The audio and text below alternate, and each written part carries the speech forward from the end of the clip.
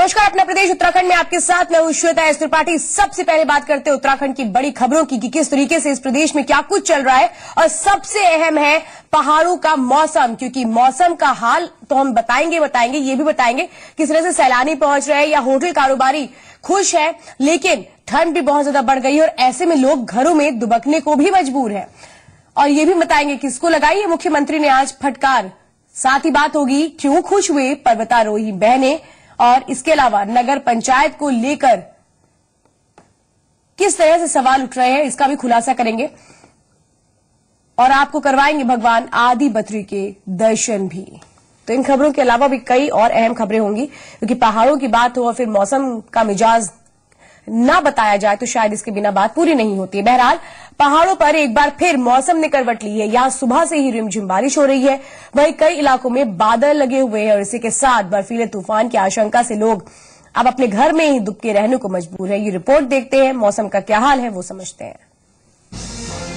पहाड़ों पर हो रही रिमझिम बारिश से मौसम का मिजाज बिगड़ गया है। बुधवार से ही यहाँ सूरज बादलों के साथ लुका छिपी का खेल खेल रहा था और गुरुवार सुबह होने के साथ ही बूंदाबांदी भी शुरू हो गई, जिससे पहाड़ों पर तापमान गिर गया और कई इलाकों में बर्फबारी भी हुई। संपूर्ण जनपद में और सभी भागों में इस वक्त जो है भारी बादल छाए हुए हैं और ऊंचाई वाले इलाकों में बर्फबारी हो रही है और अन्य क्षेत्रों में जो है बरसात जारी है। अभी तक सड़क संपर्क मार्ग खुले हुए हैं। कालामुनी में क्षेत्र में भी बर्फ पड़ रही। उधर पहाड़ी इलाकों में बर्फीले तूफान की आशंका से उच्च हिमालयी इलाकों में रह रहे लोग आशंकित हैं। हालांकि प्रशासन का कहना है कि उसने किसी भी स्थिति से निपटने की तैयारी कर रखी है। हाँ, ये चेतावनी एनडीएमए की तरफ से आई है। उस विषय में हमने अलर्ट जारी किया है। थाने पर हमारी कुछ रेस्क्यू की सामग्री है, तो इन सबको अलर्ट किया गया है। और कल मैं देख रहा था मुंशियारी थाने पे और धारचूला थाने पे रेस्क्यू ऑपरेशंस की रिहर्सल भी की गई है। दरअसल मौसम विभाग ने करीब 2500 फीट की ऊंचाई वाले इलाकों में बर्फीले तूफान की आशंका जताई है, जिसकी आशंका 21 से 23 तारीख के बीच जाहिर की गई है। पिथौरागढ़ से कोमल मेहता के साथ ब्यूरो रिपोर्ट जी मीडिया। और अब हम आपको दिखाते हैं 3 जगहों के मौसम का हाल, किस तरह से मसूरी, रुद्रप्रयाग और हरिद्वार में मौसम ने अपना मिजाज बदला है। ये देखिए तस्वीरें, कहीं पर लोग छाता हाथ में लिए हुए हैं, छतरी के जरिए खुद को बारिश से बचाने की कोशिशें कर रहे हैं, तो कहीं पर ठंड बहुत ज्यादा बढ़ गई है तेज हवाओं के चलते, क्योंकि बर्फीले तूफान की भी आशंका जताई गई है। और इन तमाम स्थितियों को देखें तो सामान्य जनजीवन अस्त व्यस्त है। लोग करें भी तो क्या करें, घर में ही अब रहने को मजबूर है, लेकिन घर में ही रहकर बाकी काम कैसे निपटाए जाए, ये भी बहुत बड़ी मुश्किलें लोगों के आगे है। फिलहाल यहाँ पर जो लोग पहुंच रहे हैं, वो सैलानी जो इस मौसम का ही मजा लेने के लिए पहुंच रहे हैं, उन्हें तो वाकई बहुत अच्छा लग रहा होगा पहाड़ों का ये मौसम।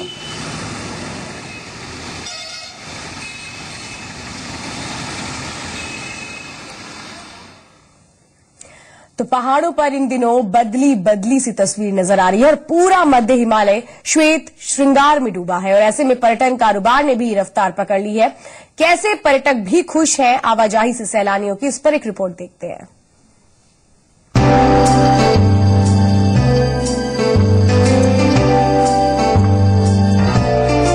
ये तस्वीर आकर्षित करने वाली है, बल्कि यूं कहा जाए कि पूरा मध्य हिमालय नए रूप में नजर आ रहा है। उस पर जब सूर्य की किरणें पड़ती हैं, तो प्रतीत होता है मानो पूरे हिमालय ने चांदी लपेट ली हो।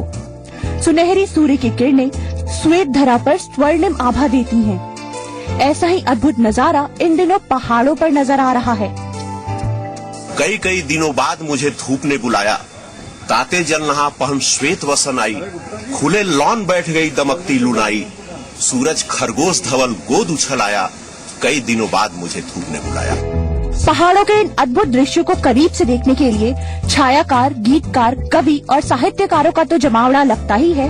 उस पर सैलानियों की भारी भीड़ भी कारोबार में तेजी ला रही है।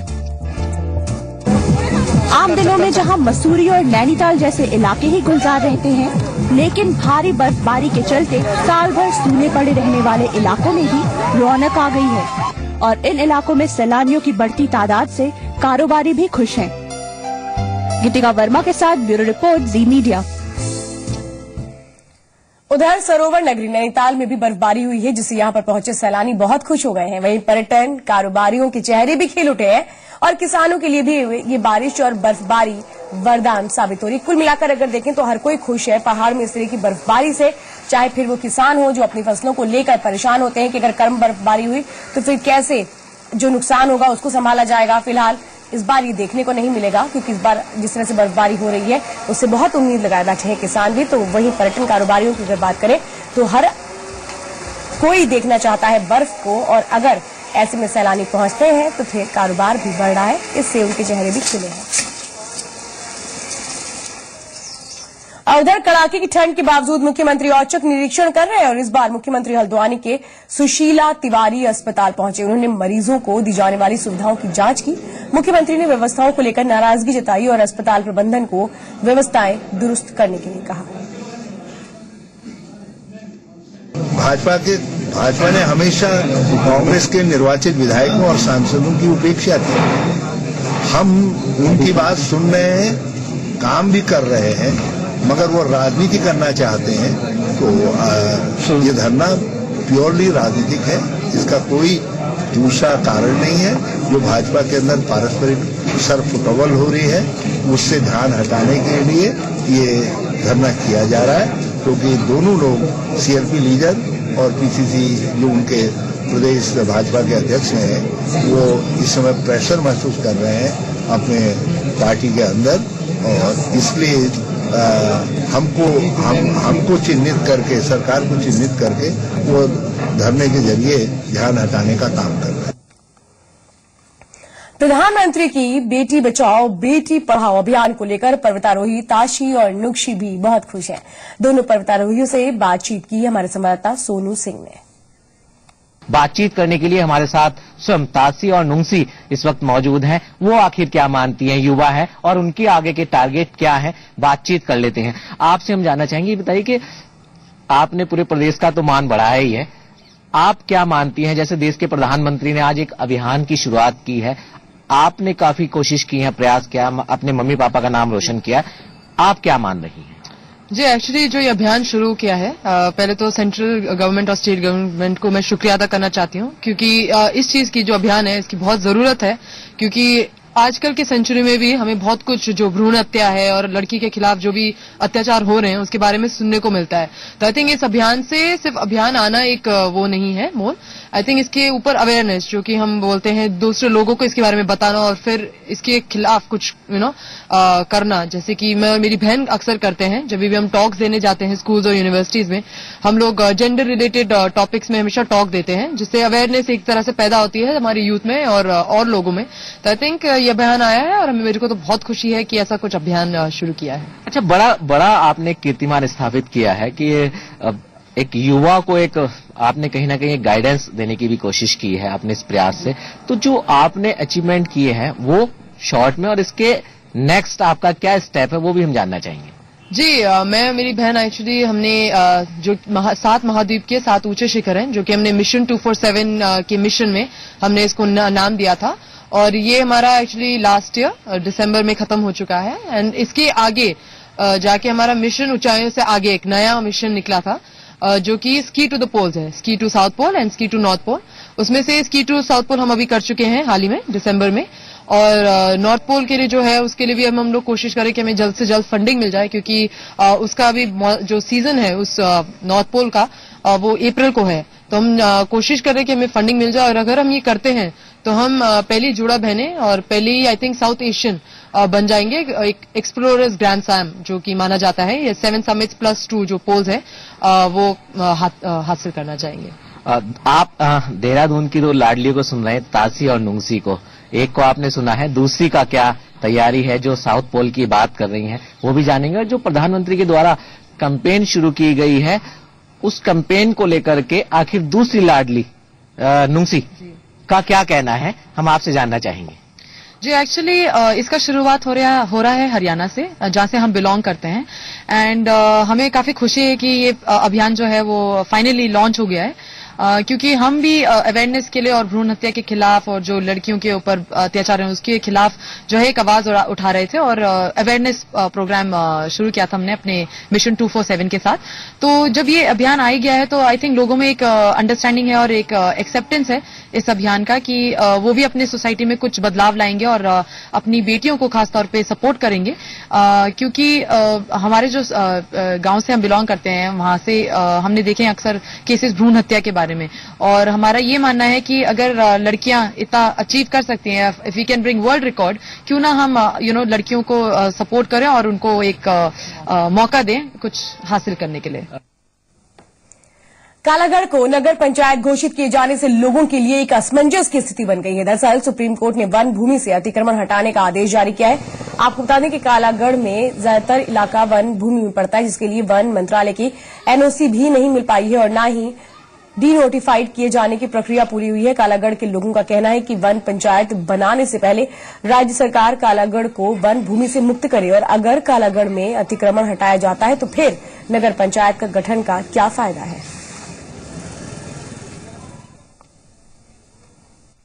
जो है हॉस्पिटल के लिए दिलाने का हमारा प्रयास था, और जिसमें थोड़ा एक असुविधा आ रही थी क्योंकि इधर कोर्ट ने कुछ इस प्रकार के आदेश किया है कि इसको यहाँ पर नया आवंटन को लेते हुए सभी अधिकारी डरने के मूड में हैं। लेकिन उसके बावजूद भी क्योंकि जब तक वहाँ पर लोग रह रहे हैं उनकी स्वास्थ्य व्यवस्था देखना हमारी जिम्मेदारी है, तो उन परिस्थितियों में बहुत जल्दी वहाँ पर जो रिक्वायरमेंट है उसको पूरा कर लिया जाए। न कोई डॉक्टर है यहाँ, बाहर से डॉक्टर आता है हफ्ते में एक बार, न कोई नर्स है यहाँ, न कंपाउंडर है यहाँ, कोई नहीं है। खाना पूर्ति कर रहे हैं, तनख्वाह ले रहे हैं महीने के महीने, बाकी कोई मरीज आता नहीं है। कोई काशीपुर भाग रहा, कोई धामपुर भाग रहा।